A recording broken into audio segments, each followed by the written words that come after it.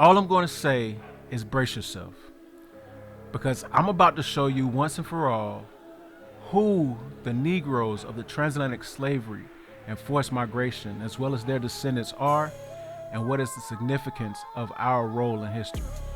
As I lay before you forgotten pieces of our puzzle that have been hidden away in hopes that the sands of time might bury them out of sight and out of mind. Pay very close attention. Why are the Ashkenazi Jews so vitally important to history? And where did they come from? Without trying to prove a Khazar theory, I might add. Before we get started, I want to thank all of my newest subscribers for showing support. Now, if you're new here, I'd like to encourage you to subscribe to the channel. Before you do, wait until you've heard the presentation. But once you've heard it, don't forget to flip your phone to the side and click the little watermark in the corner down here. That's just to show your support. Now, as a disclaimer, I'd like to say that I don't condone any racist or superiority ideologies. I believe that all individuals are created equal.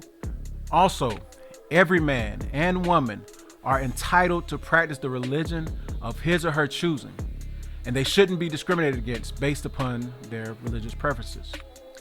If at any time you feel you can debunk or disprove any of the information that I present in this video, please feel free to do so. The only thing that I ask is that you attack the information and not the presenter, which is me. So let's get going. When thinking about the Jews, our 21st intellect goes directly to the Ashkenazim or the Polish Jews. However, many of them, in conversation with others who are discussing the original race of Jews, typically state that the original Jews were dark-skinned, maybe like Bin Laden. But, they say, with the rate of mixing, they can be found represented in all nations. Answer the following question. How many Negroes can go to Israel right now and tell the Ashkenazi that they're their blood relatives, their family members, and they'll be immediately accepted with open arms, as family? Let me help you out. You can't. They can't. I mean, anyone could convert to Judaism, but if you've not grown up in that family, that community, or that culture, let alone have a similar phenotype or share some phenotypical markers, you will not be classed or considered as a part of that population. Let's just take a look at the Ashkenazi Jews, because most times they only claim a religious affiliation, but sometimes they don't mince words when telling us that their DNA matches that of the original Levantine population. Where did these men and women come from? Despite Dr. Michael Brown admitting that he's a Caucasian, he said this in another one of his videos. Fair use. The name Ashkenaz has nothing to do with Ashkenaz in the Bible, which is a descendant of Japhet. It's just a name that was taken. Okay, it's that simple. It's just a name. That's all it is. So the idea that Ashkenazi Jews are descended from Japhet is a myth. 100% false, zero truth to it. Just study the history, look into it, check the Bible dictionaries, encyclopedias. So is what he said really the truth? So in my historical survey amongst the books I found, I'd like to begin with this book, The History of the Jews from the War with Rome to the Present Time, published in 1887 by Reverend H.C. Adams, Vicar or Leadership of the Roman Catholic Church of Old Shoreham. This book is a tale of pitiless, spine-tingling, hair-raising, breathtaking, and daring horror and oppression. Let's look at Germany and Italy in the 1400s. Let's start on page 220. In 1453, there were Jewish riots in various parts of Cilicia, and particularly in Breslau. where more than 40 Jews were burnt. In the following year, Ladislaus, king of Hungary, allowed his subjects to drive the Jews out of his dominions, seize on their houses and lands, and cancel all debts due to them. The only conditions he required of them in return for this permission was their making good to him the tribute which had been paid by the Jews. These outbreaks appear to have been caused, as was so frequently the case, both in previous and subsequent generations, by the influence of fanatical monks who made the tour of Central Europe, denouncing the Jews as the enemies of God and man, and calling on all Christian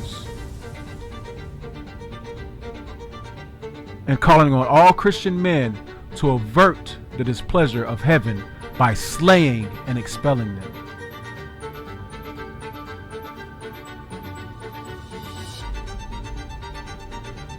A preacher named Capistran and his manner raised commons in Cilicia and in southern Germany.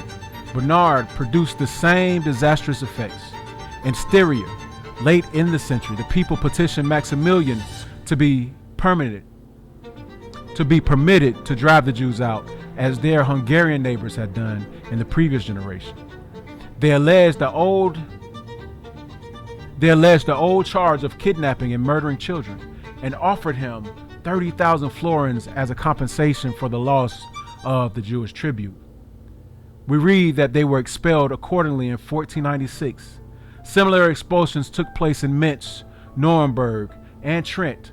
On page 292, it reads, "As the century advanced, increasing numbers of new Christians made their escape to the Low Countries, where they renounced the false profession that they had made and returned openly to their ancient worship. It has been already mentioned that in 1598, the first Jewish synagogue was built in Amsterdam. 10 or 12 years afterwards, the numbers had so increased that a second became necessary, and in 1618 a third. But it was not only the exiles from Spain and Portugal who crowded into Holland as a harbor of refuge.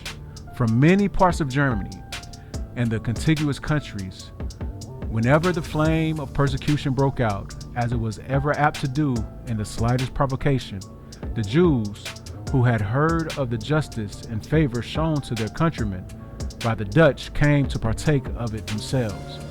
From Poland and Lithuania, again, thousands of Jews immigrated, driven from their homes by the ravages committed by the Cossacks, who, under the Shelniki, had risen against their Polish masters.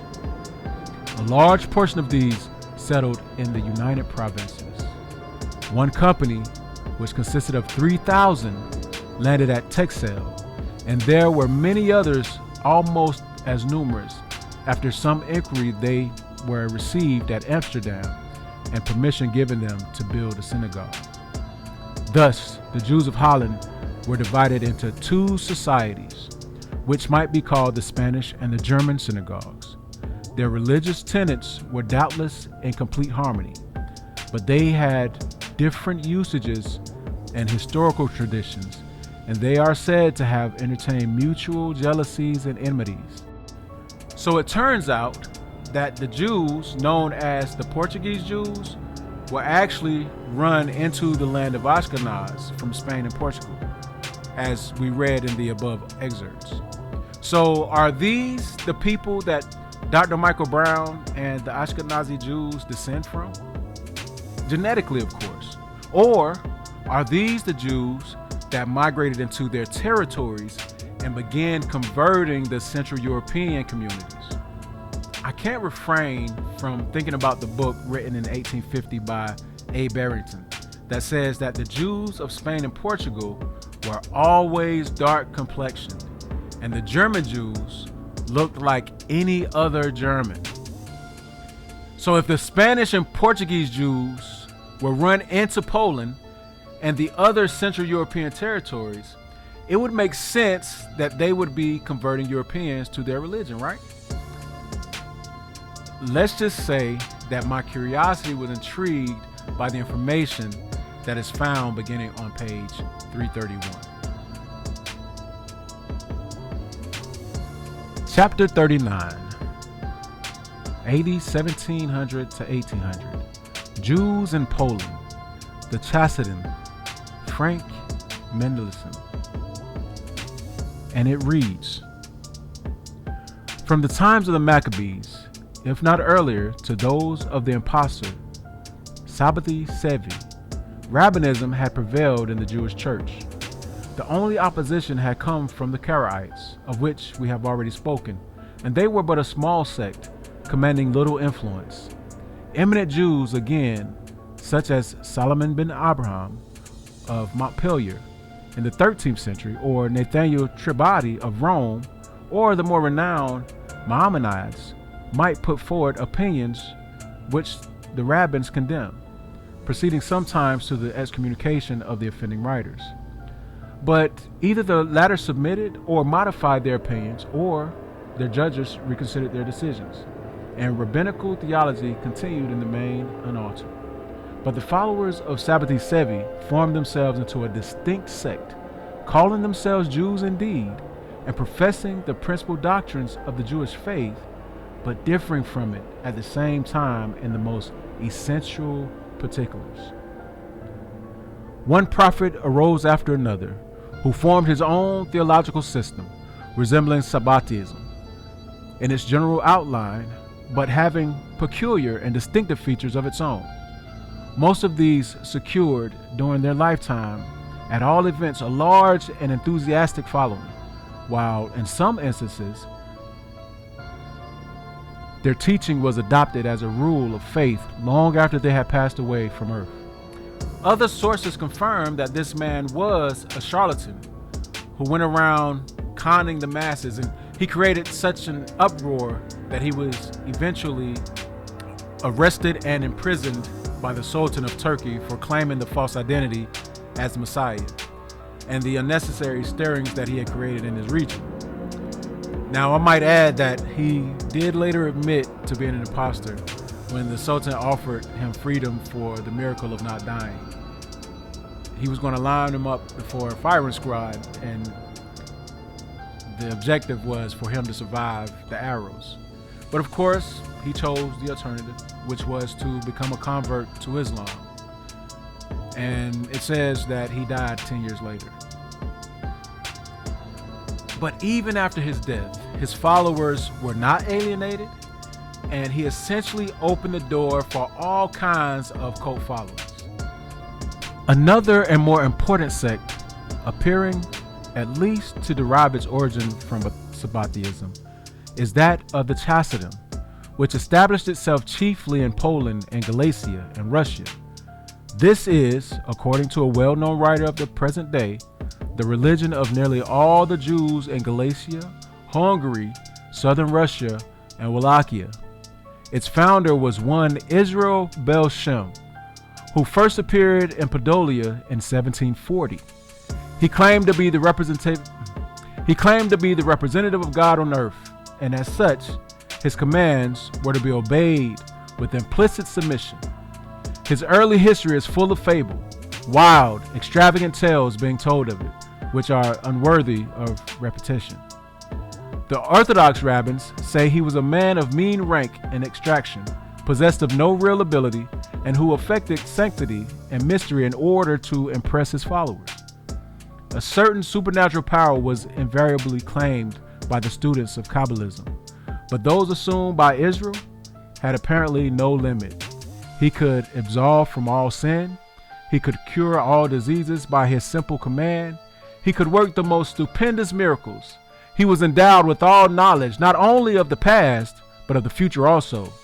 The main drift of his teaching, which entirely rejected the Talmud as a rabbinical tradition, was the necessity of learning by continual contemplation and self-mortification, the true nature of God, and also of entire submission to the Zadokim, or priesthood.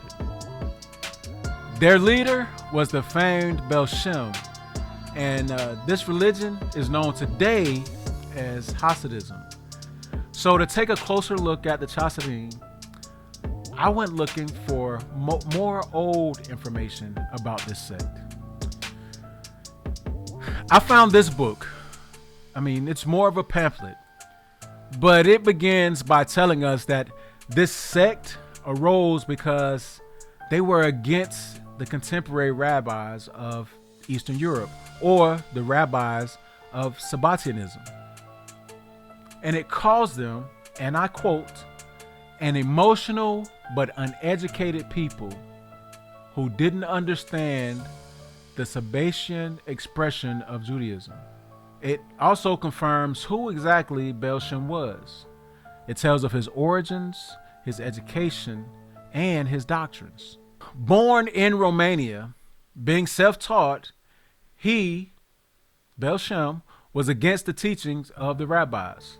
In short, when reading this pamphlet, we learn that the sect grew not just through regular popularity, but the popularity of persecution, which ensued because they didn't use sound reasoning to answer moral questions.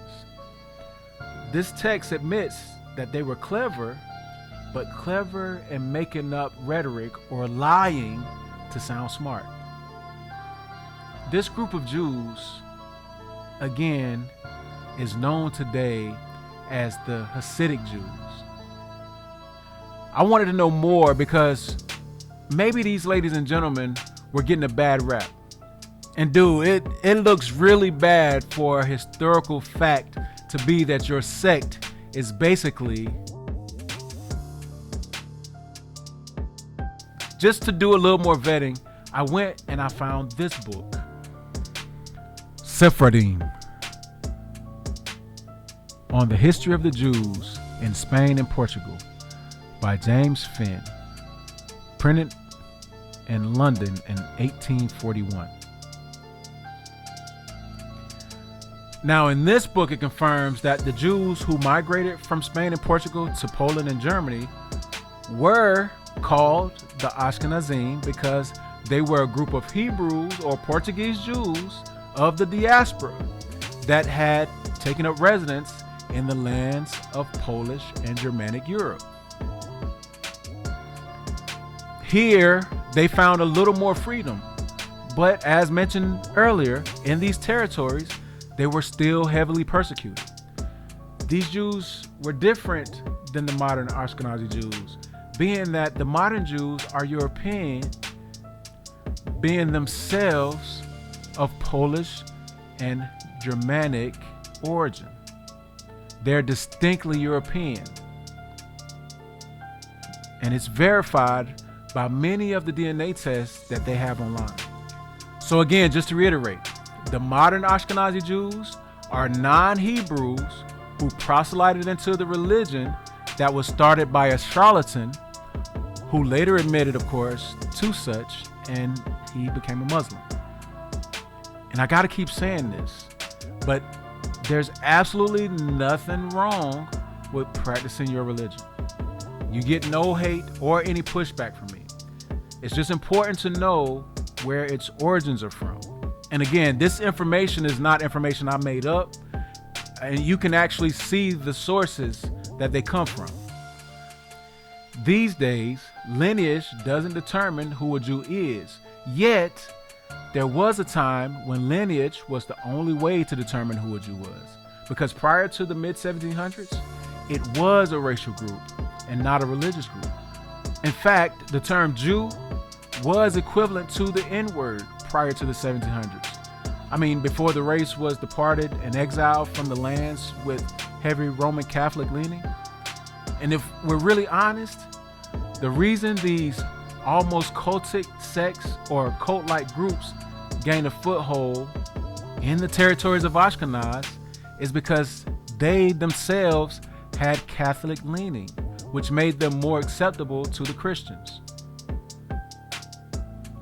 These acceptable qualities prevented them from being persecuted with the original Hebrews, who were in fact the exiles scattered to these territories.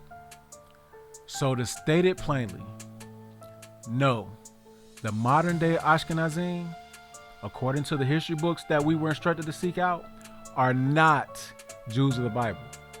They are converts to a sect that took on the epithet of Jew, but they formulated their own customs that included more prayer than study, clever explanations that were not backed by doctrine, the worship of their teachers, and their orthodox style of dress. So how did they achieve the notoriety that they now have? How did they become accepted by a government and society that left bodies of Jews just strode about the continent of Europe? According to this book, this is where the Rothschild name gains its acclaim to fame. And although this is not about the Rothschilds, it's important to note that they saw a gaping void created by the slave trade and Roman Catholics, and they took an opportunity.